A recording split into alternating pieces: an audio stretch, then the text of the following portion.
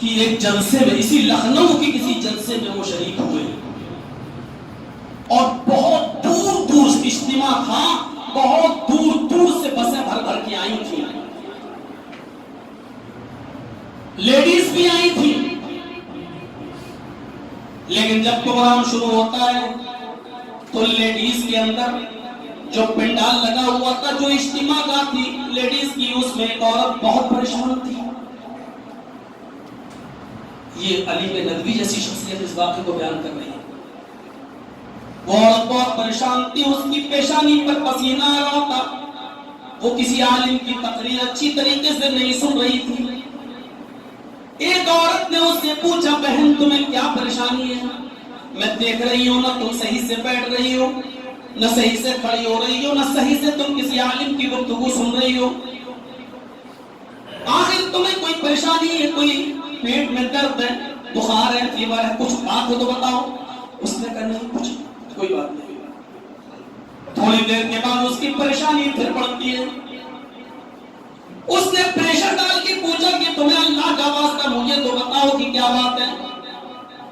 اس عورت نے جواب دیا، بات دراصل یہ ہے کہ میں ایک بس میں آئی ہوں، اس میں لیڈیز ہی تھی، بس پتہ نہیں کب جائے گی، جب تک یہ جلسہ ختم نہیں ہوگا تب تک بس واپس نہیں ہوگی۔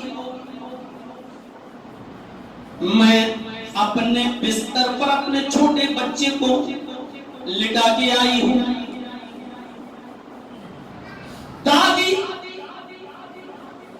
اس کی دادی یعنی میری ساس آنکھوں سے کچھ کمزور ہیں، نیند کی کچی ہے، ابھی ابھی مجھے یہ خیال آیا کہ میرے بستر کی اوپر ماچس رہ گئی ہے، میچ باکس وہیں پر رہ گیا ہے، مجھے یہ ڈر لگ رہا ہے کہ رات میں کہیں میرا بچہ آنکھ نہ کھول لے اور میچ باکس سے تیلی نکال کر نہ جلا لے، اور جلتا ہوا وہ ٹکڑا اگر بستر کے اوپر گر گیا تو پورے گھر میں آگ نہ لگ جائے۔ اس بے چینی نے سب میرا چین و سکون چھین لیا ہے۔ اس عورت نے پوچھا کہ اچھا تمہارا بچہ کتنا بڑا ہے؟ کہا کہ تقریباً 2-2.5 سال کا۔ کہا اتنا بڑا بچہ ہے تمہارا، پھر بھی 2-2.5 سال چھوٹا نہیں ہوتا ہے۔ ٹھیک ہے آپ آرام کیجیے، سنیے تقریر، کچھ نہیں ہوگا۔ پھر کیوں ڈر رہی ہو تم؟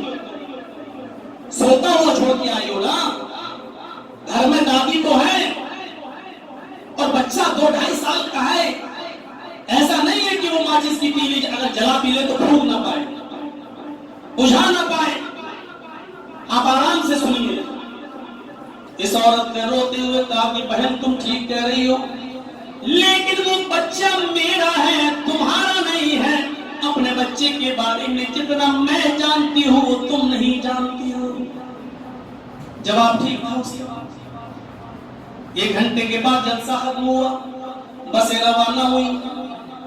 وہ عورت جو سوچ رہی تھی، اس کے خیالات میں جو آ رہا تھا، جب وہ گھر پہنچتی ہے اس کے خیالات میں جو تھا ہو وہ سب کچھ بالکل ٹھیک ہوا، اسی طریقے سے ہوا۔ بچہ ناک میں، آنکھ بھی کھول چکا تھا، ماچس اٹھا بھی چکا تھا، دیا سلائی جلا بھی چکا تھا، جلتی ہوئی تیلی کا وہ ٹکڑا بستر پہ گر بھی چکا تھا، بستر پہ آگ بھی لگ چکی تھی اور پورا کا پورا کمرہ جل کر راکھ ہو چکا تھا، اس میں اس کا 2-2.5 سال کا بچہ بھی جل کر راکھ ہو چکا تھا۔ میں صرف اس واقعے کو یہ بیان کر کے یہ بتانا چاہتا ہوں کہ چھوٹے سے بچے کو اتنی فکر ہے آپ کی کہ ماچس کا ایک ٹکڑا میچ باکس بستر پہ آپ نے چھوڑ دیا ہے تو آپ کو چین نہیں مل رہا ہے، جلسے میں صحیح سے بیٹھ نہیں پا رہی ہو، سن نہیں پا رہی ہو۔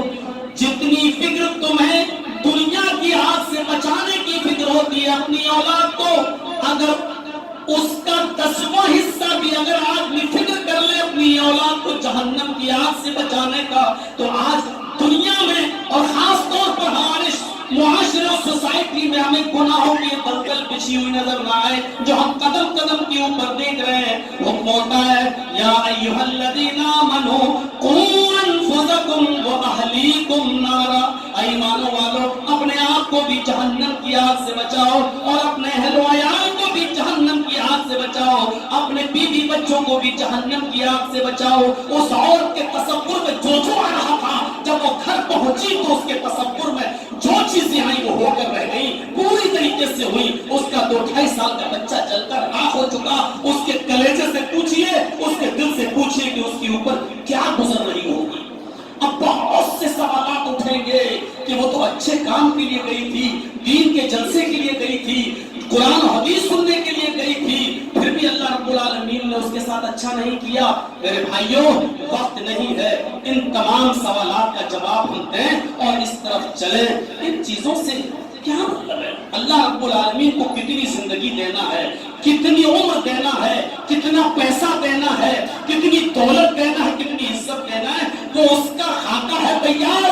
اس سے ایک انچ کم اور 1 انچ زیادہ آپ کو نہیں ملے گا۔ وہ جانتا ہے کہ آپ کو کتنے بچے دے گا اور بچوں کو کتنی بچوں کی زندگی دے گا اور کتنوں کو موت دے گا، یہ اس کے علم میں ہم اور آپ کچھ نہیں کر سکتے۔ ایک بادشاہ اعلان کر رہا تھا کہ آؤ ہم سے مانگو، جو مانگو گے وہ تمہیں دیا جائے گا، اور بھیڑ لگ گئی اس کی رعایا کی، جس نے جو مانگا اس کو دیتا چلا گیا۔ ایک بڑھیا کچر لے کر آئی اور کہنے لگی کہ بادشاہ آپ کا اعلان سن کر میں بھی آئی ہوں، مجھے بھی اس کچر کے برابر کچر بھر کے سونا چاہیے۔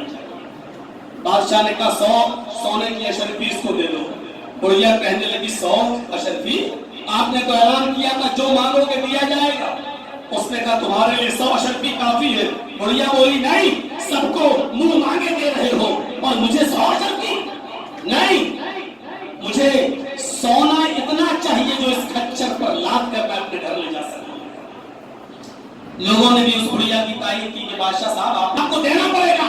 بادشاہ نے کہا سونا کچر پہ لاد دو۔ پورا سونا لاد دیا گیا اور بڑھیا کچر پر سونا لاد کر گھر لے گئی۔